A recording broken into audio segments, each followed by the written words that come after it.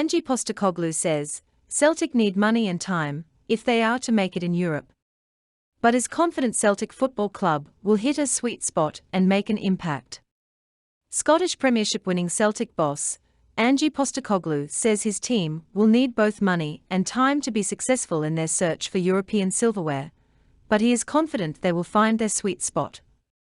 Postecoglou is due enormous credit for re-establishing Celtic as the strongest force in Scotland, but Celtic has only 1 point from 4 games in Group F of the Champions League this season.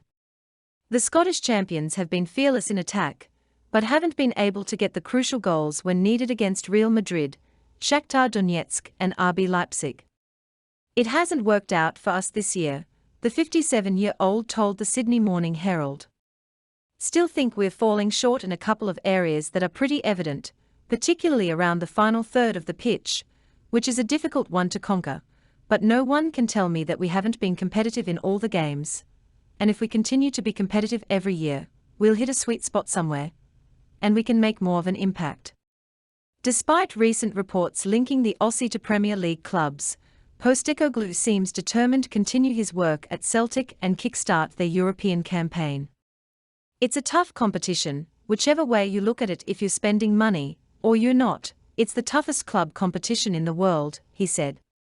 You don't go into that a club like ours, after 5 years of absence, and go in there and dominate. It just doesn't work that way. It does take time, and it does take being at that level on a constant basis, and investing in the right ways to improve over time. Even that's not guaranteed. Because the competition doesn't get any easier. But that doesn't mean that you shouldn't be ambitious, it doesn't mean that you shouldn't have goals and aims for a club like ours. Celtic only have 7 more games in all competitions before they break for the World Cup.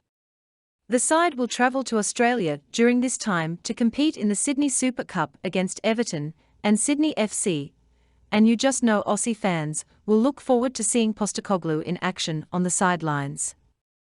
Now to yesterday's game. Greg Taylor summed up yesterday's hugely significant 4-3 win over Hearts in the media room at Tynecastle yesterday afternoon, ahead of the day getting even better for Celtic with the news that the Sevco could only draw at home to Livingston. Inevitably Taylor was going to be asked for his thoughts on VAR after some disgraceful, even shameful decisions taken by the blue-nosed combo of Nick Welsh with the whistle and Stephen McLean with the VAR screens. Anthony Ralston's goal should have stood, but even if there had been an infringement, Welsh should have waited a few seconds before blowing his whistle, as he is supposed to do, then check if it should be a goal.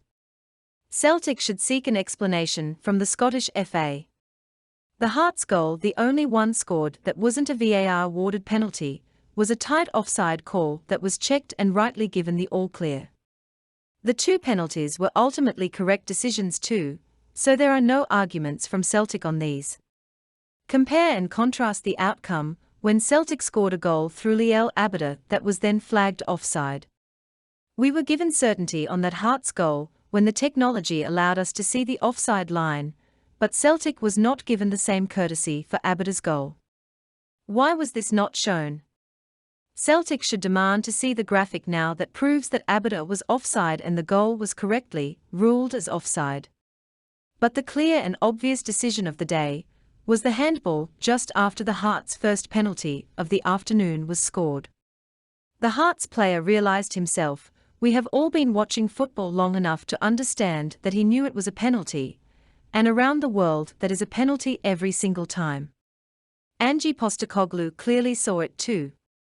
The 2 Hearts penalty claims took around 10 minutes to clear up, and the correct decision was reached.